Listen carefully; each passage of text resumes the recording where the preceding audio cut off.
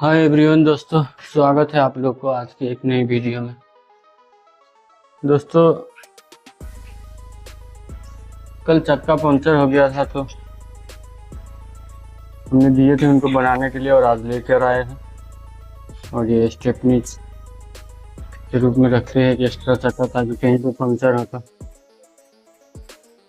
हम वहाँ पे परेशान ना हो और तुरंत चेंज करके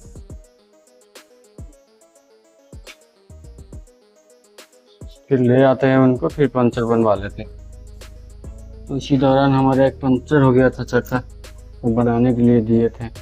सोचे सुबह सुबह लेते चलता हूँ, कस लूँगा और उसके बाद काम पे निकलेंगे। देखते हैं आज ये दिन हमारे कैसे जाता है, क्या क्या हमें रोड पे देखने को मिलेगा आज, कैसे कैसे सवारियाँ मिलेंगे और कितना पैसा आज हम दिन भर में कमा पाएंगे, सारे आप लोग को दिखाएंगे आज की वीडियो में। तो आप लोग पूरा वीडियो देखिएगा और कमेंट कीजिएगा कि हम वीडियो में कैसे कैसे क्या क्या सुधार ला सकते हैं। हमारे जो भी कमी कमजोरी हो कृपया आप लोग बताइएगा कि हाँ आपको साउंड की क्वालिटी कैसी है, या आप वीडियो में इस तरह बोलिए, ऐसा आप लोग हमें सुझाव देंगे, ऐसा उम्मीद करता हूँ।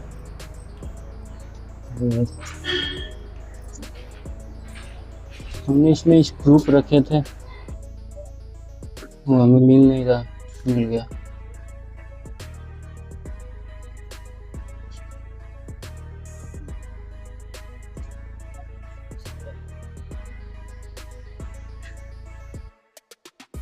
ये इसको अच्छे से स्क्रू डाल करके टाइट करके रखते हैं ताकि कोई खोल ना पाए, क्योंकि हमारा जो पिछले वाला पुराना गाड़ी था उसमें से हमारा कई स्टेपनीज लोगों ने खोल लिया। जब मेट्रो पे जाते हैं, अगर सवारी भरने के धुन में हम आगे की तरफ देख के सवारी को चिल्लाते रहते हैं बैठाने के लिए, और तब तक वहाँ पे जो नशेड़ी लोग होते हैं मेट्रो पे, वो लोग खोल लेता है पीछे से। तो हमने ये जो नई गाड़ी ली, इसमें स्क्रू कसने का सिस्टम है और एक्स्ट्रा लॉक भी हमने एक ले लिए हैं।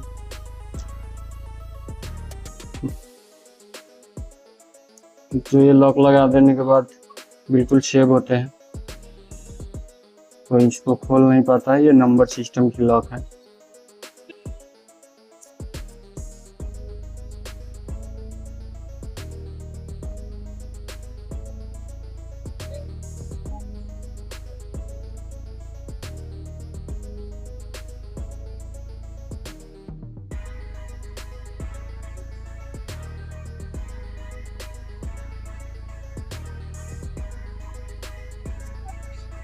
ये लॉक खुल नहीं रहा है दोस्तों। ये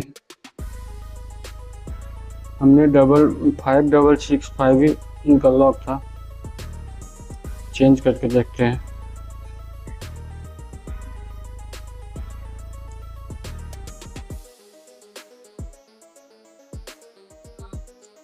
खुल गया। इनका लॉक है 6556 और गलत मिला रहे थे, इसलिए खुल नहीं रहा था।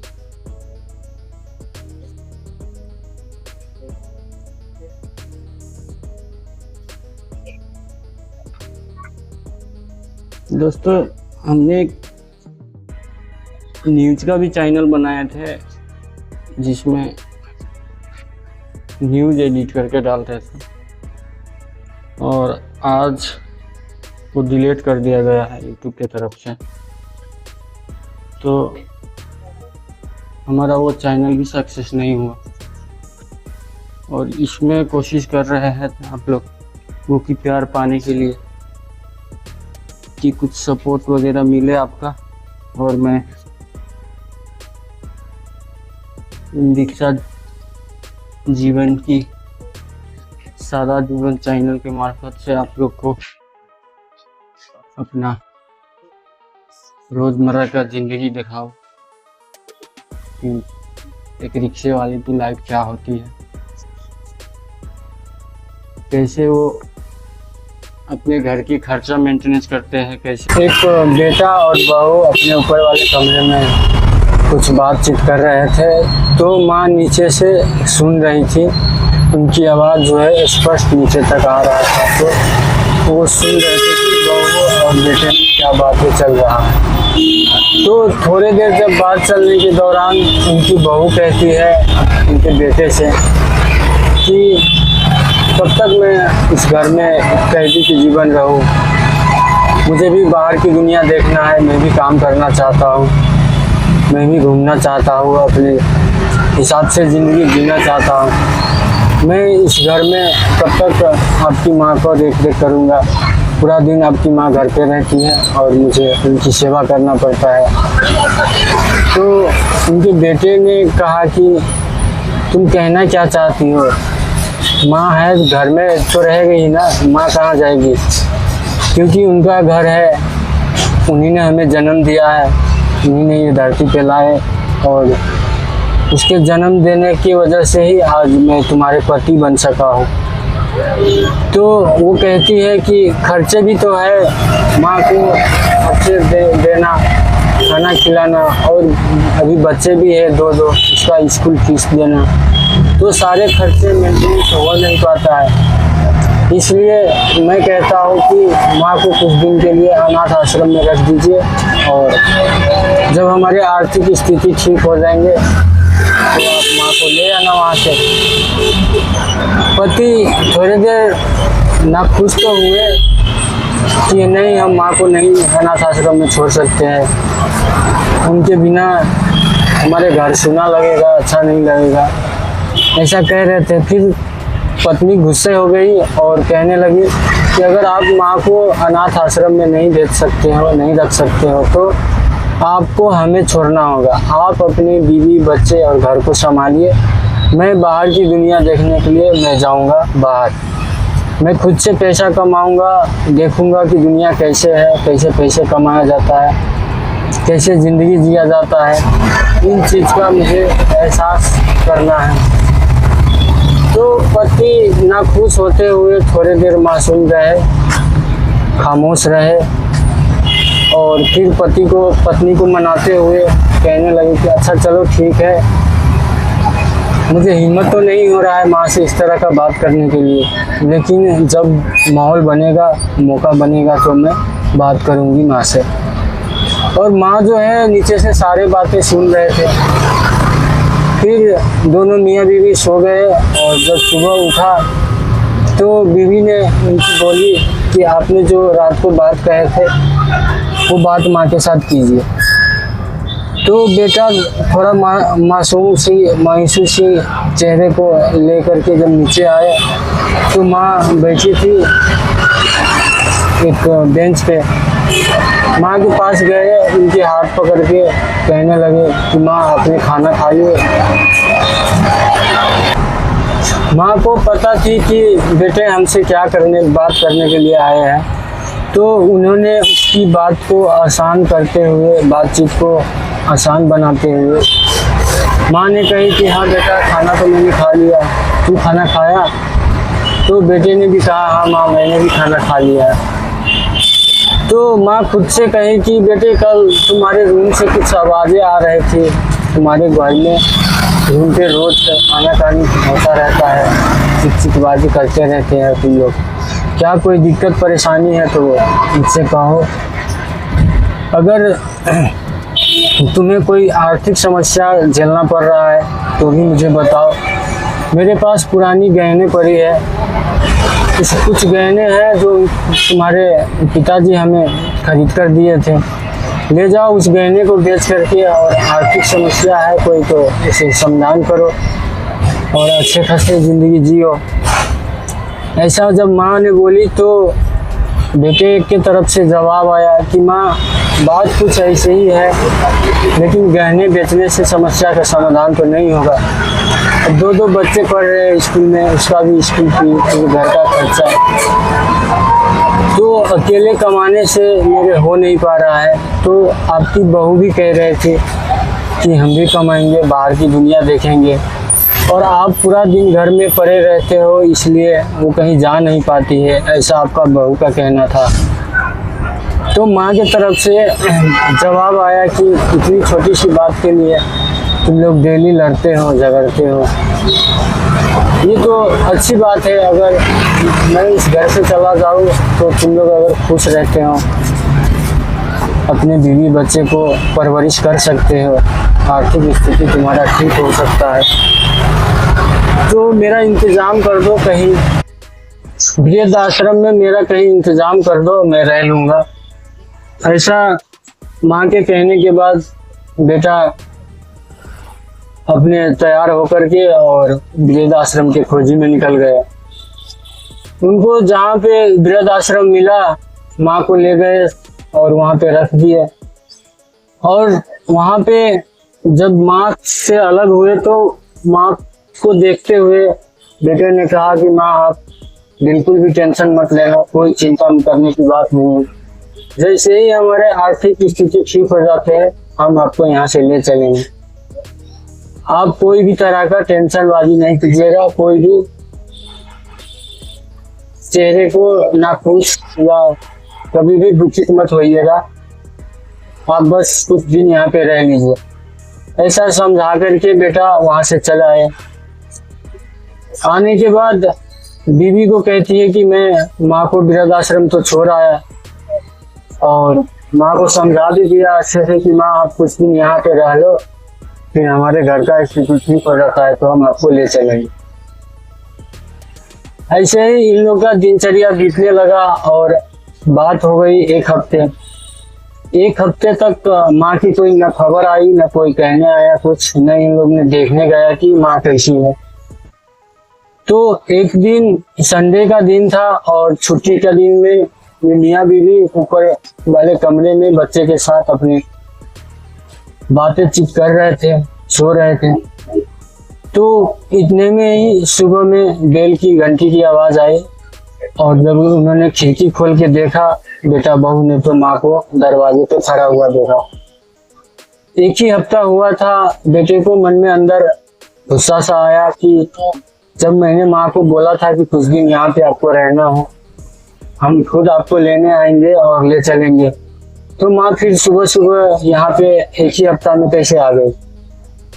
जब बेटा और बहू नीचे आए, दरवाजा खोले, तो माँ को काफी उल्टा सीधा अनाप शनाप बकने लगे दोनों लोग कि ऐसी गुरेश वाली चेहरा लेकर के, और कहाँ से चले आए आप सुबह सुबह, आपको जब हमने बताया था कि आपको कुछ दिन वहाँ पे रहना है तो एक हफ्ता भी आप नहीं रह पाए और चले आए यहाँ पे फिर दोबारा। हम लोग खुश रहे, आपका बेटा घर परिवार अच्छा हो, बस जाए, ऐसा आपका सोच नहीं है, आप नहीं चाहते हो ऐसा, इसलिए आप एक हफ्ता में ही लौट करके आ गए। जब इन लोग बोलने का खत्म किया बोलते बोलते, तो माँ को महसूस हुआ कि अब इनका बात खत्म हो चुका है, मैं अपना बात रखता हूँ, अगर इन लोगों को अच्छा लगे तो मानेगा, नहीं तो हम तो चली जाएंगे। फिर माँ बड़ी मायूसी से कहती है बेटे को, बेटे मैं यहाँ खुद से आया नहीं हूँ, मुझे तुम्हारी मोह माया ने खींच लाया है। कुछ दिन पहले आश्रम में कुछ ऋषि लोग, साधु लोग आए थे, उन लोगों ने प्रवचन किए और सबको एक एक थैली दिए। जिस थैली में जिलेबी रखा हुआ था, जब हमने खोल कर देखा तो उसमें जिलेबी था, और जब खाने के लिए सोचे तो हमें याद आया कि बचपन में हमारे बेटे को कितना जिलेबी पसंद था। जब भी कहीं से लाता था तो तुम खुश हो जाते थे, जिलेबी देख करके ही तुम्हें मन में पानी, मुंह में पानी आ जाता था कि कब खाऊं कब खाऊं। यही बात मुझे यहाँ तक खींच लाया और मुझे याद आने लगा जिलेबी खाने के टाइम में कि अकेले खाकर खाने का दिल नहीं किया, इसलिए मैं तुम्हारे पास चले आया जिलेबी खिलाने तुम्हें। अगर तुम खा सकते हो तो उसमें से एक पीस भी खा लो, ताकि हमारे दिल को तसल्ली आ जाए और मैं वापस फिर से वृद्ध आश्रम चल जाऊंगा। तुम लोग अपनी जिंदगी अपने तरीके से जियो। और माँ फिर से वृद्ध आश्रम चली गई। दोस्तों, ये कहानी सुनाने का मतलब मेरा यही है कि आप लोग जिन माता पिता को वृद्ध आश्रम में छोड़ने का रखने का जो विचार बनाते हो, वो माँ पिता भी बचपन से कुछ उम्मीद लेकर के हम लोग को परवरिश किया होता है अपने संतान का, बच्चे का। उसने अपने भविष्य, अपने जिंदगी देखा होता है कि हमारे जब बुढ़ापे आएंगे तो किस तरह से ये लोग हमारे सहारे बनेंगे और कैसे कैसे हमें जरूरत पड़ेगी, क्या क्या चीज, हम बेटा रहेगा, पुतोह रहेगा, बच्चे रहेगा घर में, तो हम उससे प्रोत्साहित होंगे और हम अपने जिंदगी को अच्छे तरह से निर्वाह करेंगे। इस तरह का सपना देखा होता है माँ बाप भी। तो हमारा अपील है आप सभी लोगों से कि कोई भी आदमी ऐसा मनसाय न बनाए कि अपने माँ पिता को वृद्ध आश्रम में रखे। जैसा भी है, हमारे जन्मदाता होती है, जन्म दी होती है हमको, उनकी वजह से ये धरती को देख पाते हैं, इन संसार में आए होते हैं। तो उन लोगों का भी भावना को ठेस न पहुंचा करके उनका भी जिंदगी निर्वाह कर दे, ऐसा मैं सब लोग से अपील करना चाहूँगा। दोस्तों, वीडियो कैसा लग रहा है आप लोग कमेंट जरूर कीजिएगा, और जो भी वीडियो में हमें सुधार करना पड़ेगा हम सुधार करेंगे। अगर आप लोग कमेंट में कहते हो कि भाई वीडियो में ये चीज की सुधार करनी जरूरी है। मनीष कश्यप, जहाँ भी आज इंटरनेट खोल के देख रहा हो, सारे जगह पे मनीष कश्यप को धुलाई हो गया, मनीष कश्यप को रेलाई हो गया, मनीष कश्यप को पेल दिया, ऐसा वीडियो ही आ रहा है चारों तरफ। तो आज मैं मनीष कश्यप के बारे में भी कुछ दो शब्द आप लोगों के सामने रखना चाहूंगा। दोस्तों, मनीष कश्यप एक यूट्यूबर थे और यूट्यूब पे ही उन्होंने सोशल मीडिया की मुद्दा, सामाजिक मुद्दा को उठा रहे थे। काफी भ्रामक कंटेंट भी बनाते थे, झूठे कंटेंट भी बनाते थे, जिसकी वजह से उसे काफी दिन जेल भी बैठना पड़ा। और आज उसे MPCH एक जो हॉस्पिटल है पटना में, वहाँ पे उनको पिटाई भी हुआ है। तो रखा उसके साथ क्या क्या हिसाब किताब किया, कैसे उसको मारा पीटा, मोबाइल छीन लिया, वीडियो डिलीट सारे कर दिए।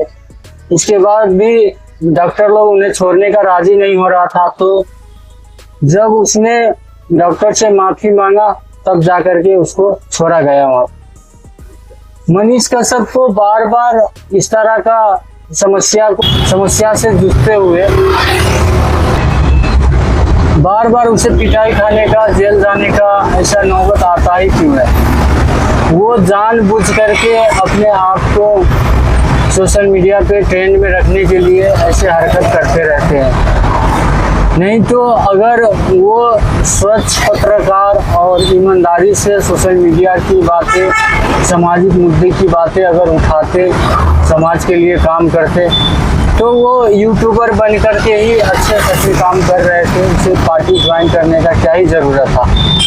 उसे लगा कि मैं जो कर रहा हूँ वो सही है और लोग मेरा विरोध कर रहे हैं, लोग गलत है, तो मैं एक पार्टी में शामिल होकर के फिर इस देश में, इस समाज में एक दबदबा बनाऊंगा, एक शासन बनाऊंगा। इसलिए उसने पार्टी ज्वाइन किया। अगर आप सचमुच में किसी पार्टी को सपोर्ट नहीं करते हो, किसी का विरोध नहीं करते हो, तो स्वच्छ पत्रकारिता आप करो तो आपको सब लोग सपोर्ट करेंगे।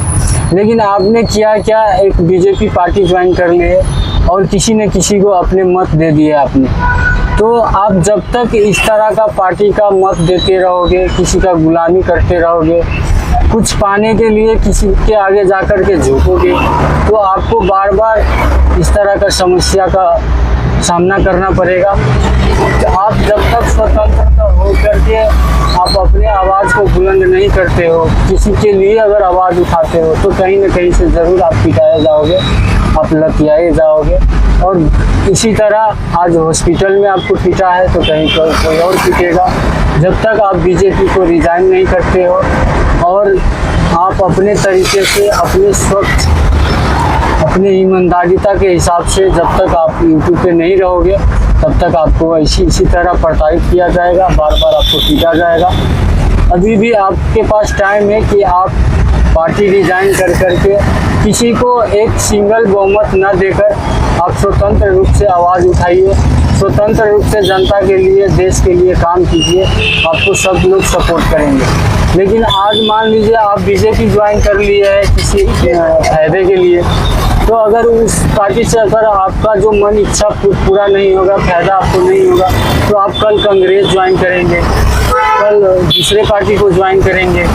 तो ये आपका भविष्य और आपका जो छवि है कहीं न कहीं जनता को ये बताते हैं कि आप एक अवसरवादी है, आप अवसर ढूंढ रहे हैं कि किस तरह से हम उस पद को पाए, उस जगह पे जाए कि हम अपने मकसद में कामयाब हो सके। आप बीजेपी की जब तक गुलामी करोगे, जब तक उनको सपोर्ट करोगे, तब तक कहीं न कहीं से विरोध आपका होता रहेगा। इसलिए आप अपने आप को स्वतंत्र रखें अगर आपको यूट्यूब पे रहना है तो। नहीं तो आप पार्टी ज्वाइन किए हैं तो पार्टी के हिसाब से ही किसी भी समस्या का समाधान करने का उपाय निकालिए। आप अगर बीजेपी में ज्वाइन हुए हो तो आज बीजेपी की सरकार है, आप सरकार से कह करके पत्र भिजवा करके वहाँ पे इंक्वायरी बैठवा कर वहाँ क्या दिक्कतें थी, क्या समस्या थी, उसको उस तरह से आप संविधान कर सकते थे कानूनी रूप से, न कि आप कैमरा चालू कर करके किसी को अपमानित करोगे, किसी को गाली गलौज करोगे। इससे समस्या का समाधान नहीं होगा और एक पार्टी ज्वाइन किए हुए नेता का ये कहीं